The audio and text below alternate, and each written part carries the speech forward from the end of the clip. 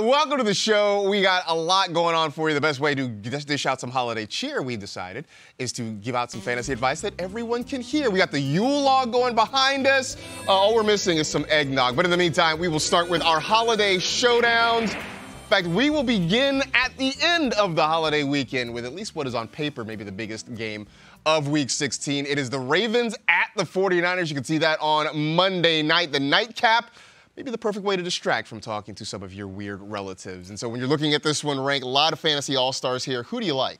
Well, the one I'm getting the most questions about is Brandon Ayuk, because he's coming off a little bit of a poor performance for himself, for his own personal standards. Obviously, the 49ers have been rolling quite along. But yeah, I feel very comfortable starting Brandon this week against the Baltimore Ravens. He's had a touchdown in 4 of his last 6 games. But even though the Ravens have allowed the fewest touchdown passes this season, just 14, which is remarkable. There's no reason to get off any of your 49ers. I understand there's a little bit of anxiety. Don't overthink this. It's, you know what, when you know the perfect gift, just go get it. Don't sit there and spend too much time thinking about it. Just go out there and get it. Yeah, I think he's a good play. I'm getting a lot of questions about Isaiah Likely this week, and I think you should just go ahead and start him. He has shown a safe floor and a high ceiling with Mark Andrews out, heavily involved in a good offense in what could be a game where they have to throw the ball more because the 49ers, well, they're going to score plenty of points. Plus, I know it looks like a tough matchup. The Niners have allowed the second most yards to tight ends since Week 11. Trey McBride just had a good game against them. I think you stick with Likely this week. They may have to throw the ball a little bit, but I don't think they completely get away from the run, and that's why I think you can start Gus Edwards. I know the Niner run defense has been shutting down a lot of teams, but they do rank 29th in success rate against the run. James Conner, Imari DiMercado had a nice game against them last week when they played the Cardinals. And I do think a couple of things are at play here. One, no Keaton Mitchell, which means more volume for Gus Edwards. But also, I think the Ravens keep this close. Part of the reason teams can't run on the 49ers is because they're behind by so much. They just have to throw the football. I'm not expecting that to be the case in this one. Anyway, moving on to the Eagles and the Giants. The Eagles are in a funk right now. They have lost 4 in a row. The sky is falling if you ask people in Philadelphia.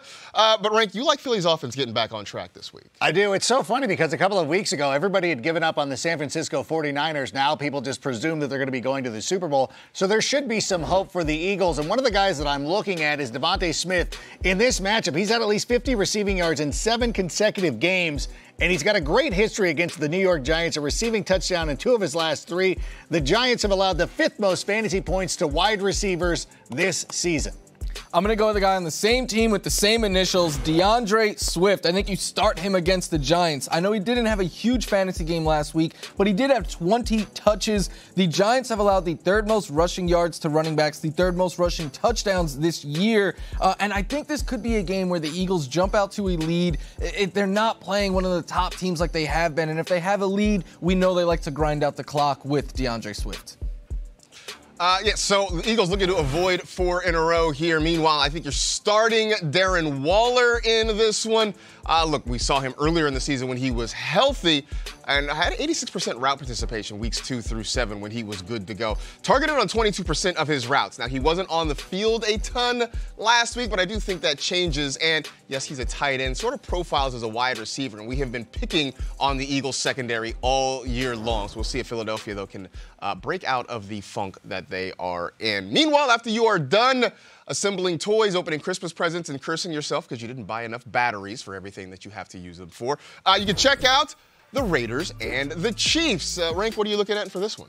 Well, congratulations to those of you that made it to the fantasy playoffs with Patrick Mahomes. He really has not performed up to his standards this season, but I will start him. If you're still alive, you might as well start him against the Las Vegas Raiders. He had 20. This is actually one of his better games this season against the Vegas Raiders, scoring close to 21 fantasy points. And he's had at least 270 passing yards in 3 of his last 4 games. I know this wasn't the Patrick Mahomes that we expected. Maybe it'll be a Christmas miracle and he'll come through for you, but I'm starting him against the Raiders. Yeah, I'm playing him in like 4 leagues this week. On a couple of those leagues, I have Josh Jacobs, and just a reminder to start him if he plays. Antonio Pierce strongly hinted that Jacobs would be back this week, and when he plays for the Raiders, he plays for your fantasy teams. In his last 3 games against the Chiefs, he's averaged 23 touches, 123 yards, twice his top 22 fantasy points. And if you want to cover your bases, just grab Zamir White or Amir Abdullah just in case he doesn't suit up. On the other side, I look at Clyde Edwards-Helaire as a sleeper in this one. I know Isaiah Pacheco is expected to be back, but he's coming off of shoulder surgery. I don't know how much of a workload they're really going to give him. And while Pacheco was out, it was not Maximum McKinnon in the Kansas City backfield. It was CEH who had most of the snaps and the majority of the rushing attempts. This is against a Raider defense this week that's giving up 124 rushing yards per game. So we will see if the Chiefs offense can kind of get healthy. They have been, they've been the topic of conversation and not in a great way for much of the season. Meanwhile, on Christmas Eve, NFL Network has the Holiday Classic to pair with a Yule log and some ham, maybe a little eggnog. Patriots taking on the Broncos Sunday, 8 p.m. Eastern, only on NFL Network and streaming on NFL Plus. Talk some more Christmas Eve games in our holiday showdowns. I'm guessing this is a Wild West holiday, apparently, because we're hanging out in front of the saloon before Christmas. Nonetheless, our research team dubbed the Cowboys-Dolphins game a matchup between the NFL's most scrutinized quarterbacks in Dak and Tua.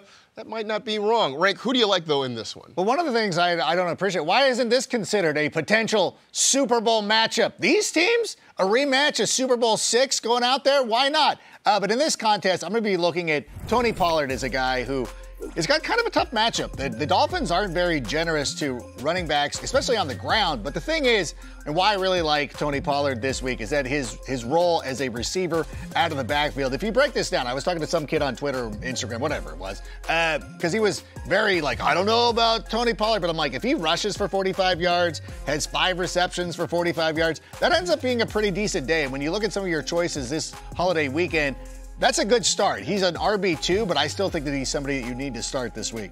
Yeah, I think you could start Pollard and really all of your studs in this one. The Cowboys defense has shown us that they struggle at stopping high-powered offenses. The Dolphins defense has been red hot as of late, but go take a look at who they've played the last 5 games. No one compares to Dak and this Cowboys offense, so this should be a very high-scoring game between the first and 5th highest-scoring offenses. I think you want as much exposure to this game as you can get, so any Dolphins or Cowboys that helped you get this far, keep sticking with them. Along those lines, I just want to reassure folks, because I know there's been some concern about Devon Achane. It looks like he's going to be healthy and able to play this weekend.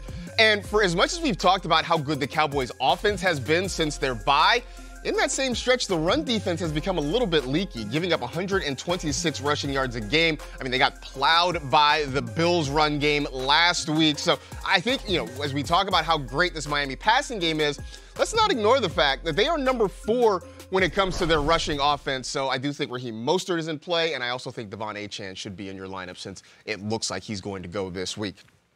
Who would have thought that here in the A block, at this point in December, we would be talking about the Browns and the Texans, but life comes at you fast. Now, I know you were big on this Joe Flacco-led offense. Yeah. You still feel good about him? I really do. Obviously, in the beginning of the season, I did not expect the Cleveland Browns to be playing this well. I think I had them predicted for 6 wins, which was obviously a miss. But they've been playing really good, and part of the reason because of Joe Flacco. But really, what he's been able to do with David Njoku over the last couple of weeks now, whenever Joe Flacco gets into trouble, and we saw the Bears last week kind of harangue him a little bit, force him into some interceptions and things of that nature. But the thing was, when he got into trouble, he looks for Njoku, who's been playing absolutely fantastic. 26-plus fantasy points in back-to-back games. There is no way that you sit him, especially against a Houston team that has traditionally not been very good against the tight ends. As a matter of fact, they've allowed the 2nd most receptions to the position. I'm laughing at that half-hearted jump kick he tried to do there in the highlight. Yeah, I think Njoku is a must-start option this week. And I think, speaking of his quarterback, I think Joe Flacco is a sleeper in this one. 300-plus yards in his last 2, multiple passing touchdowns in all 3 games with the Browns this year. The Texans have allowed a top 12 quarterback in 7 of their last 10 games. This guy wasn't in the league a month ago, but here we are. He could be leading teams to the fantasy championship this week. I'm big on both of those Browns. I'm also big on another Brown. That's Noah Brown going for the Houston Texans. Last week as the top option, he was targeted on nearly a third of his routes. Look, even if Nico Collins is somehow able to get healthy and come back and play, we've seen from Case Keenum, he can support multiple wide receivers. You go back to 2017, he supported Adam Thielen and Stephon Diggs. In 2018, both Emmanuel Sanders and Courtland Sutton were viable. Plus, this is a Cleveland defense that has had some injuries. They're a little bit banged up, so I do have some confidence in Noah Brown in your lineup as a 2nd or maybe 3rd wide receiver this week. Football and fantasy. All right, got some more of our holiday showdown, starting with the Lions and the Vikings. Now, Detroit can clinch a playoff spot with a win. Rank, who can help folks get to the championship in their fantasy leagues? Well, last week on the hype train, we had little Nicky Mullins out there, and I still like him as a sleeper this week against the Lions, who've been very generous to opposing quarterbacks this season. And so, for me, I look at this matchup. The Lions have allowed the 6th most fantasy points to the position last week. Like, Mullins threw for 300 yards, a pair of touchdowns. Like, that's pretty good. Like, he's a capable quarterback. He's not going to go out there and tear up the league or anything like that. But we've seen in brief stretches when he played for the 49ers and now here in Minnesota, he can get the job done. So if you need a sleeper quarterback, Nick Mullins is an obvious choice. Yeah, that was a great call on your part. I doubted Nick Mullins last week, which means I doubted Jordan Addison, and that was wrong. He was the wide receiver 1 last week, and he's clearly better suited with Nick Mullins than he was with Josh Dobbs. And I think this is a week where the Vikings will have to throw to keep up with the Lions offense. Plus, the Lions are in the top 8 in touchdowns and fantasy points allowed to wide receivers, and no Viking has more touchdowns than Jordan Addison. There's another Viking that I like, but we're going to hold that for the hype train, so stick around for that coming up in a little bit. But for here, I will tell you, I think Jameson Williams has some sleeper vibes this week. Is he becoming a bigger part of the Lions' passing game? Last week, a season high in route participation, targets, and receptions. Very much a downfield option. I mean, all of his touchdowns have been longer ones. He's averaging more than 17 yards per target this year. Look, if the Lions are going to take some shots down the field, Jameson Williams probably going to be the guy. Let's move on to the Jags and the Bucks. Trevor Lawrence practicing on Friday, still though in concussion protocol. Rank, do you like the Bucks surging in this one? I really do, and obviously Mike Evans has been playing very well this season, but on the other side, across from him, Chris Godwin has started to step up his game over the last couple of weeks. He's had at least 11 targets in back-to-back games. That happened just twice in the first 12, 10 receptions, 155 yards in week 10. And now he's going up against the Jags, who've allowed the 3rd most fantasy points to wide receivers this season. So I think that Chris Godwin is an excellent play.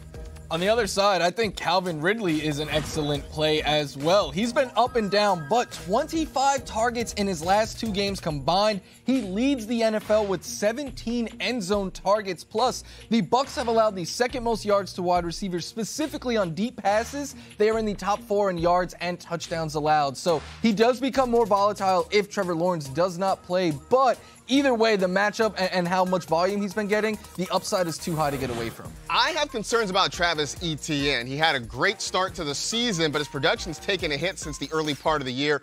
Fewer than 80 scrimmage yards in 5 of his last 6 games. Now, fortunately, the fact that he's had 4 catches in 4 straight games has sort of kept him afloat, but the numbers still have been mediocre at best, and now he's going against a Bucks run defense that's been pretty good for most of the year. If anything, this could be a heavy passing game for Jacksonville there. Meanwhile, let's talk some Seahawks and Titans. Geno Smith back under center. I don't know if you write him a Christmas card if he will write back. You can go test that out for yourself. Meanwhile, Rank, do you like this offense with Geno back? I don't know. Yeah, sure. I did. You know what, though? You know who I really, what? I mean, like, I'm just being, Drew Lock just won them a game. Like, what do you, like, hey, great job, Drew. I sit the bench. But I like DK Metcalf regardless. One of the reasons I'm picking DK is that I'm on the NFL channel on Sunday mornings. We had to pick somebody who's going to score a touchdown in this contest. And for me, it's going to be DK because he has 15 end zone targets this season. That's tied for the 4th most in the NFL. And the Titans, you know, where they are exploitable defensively is through the air. They've allowed the 3rd most receptions to wide receivers this season. So obviously DK Metcalf is a great start in fantasy, but if you're looking for the touchdown potential, I love DK Metcalf in this one. I'm more excited about Geno Smith, I think, than you are, Rank. I can guarantee. The Titans have allowed the 6th most passing yards. They really struggle against wide receivers like Rank was just talking about, and the Seahawks clearly have the weapons to exploit that. Plus, Geno's been a top 5 fantasy quarterback in 2 of the last 4 games that he played, and given the state of quarterback position right now, you could do a whole lot worse this week than Geno Smith. I am going to reassure you about Derrick Henry and tell you that he's a start. I know last week everybody made a big deal out of the 20 touches for 10 yards. This is going against the Seahawks run defense, which has been ungood this year, giving up 4.4 yards per carry, 17 rushing touchdowns. Henry, regardless of his production, has been getting volume all year long. Now he's got a positive matchup to go along with it. So if you survived with him last week and you're worried about him, don't be. I think it's going to be just fine going against Seattle.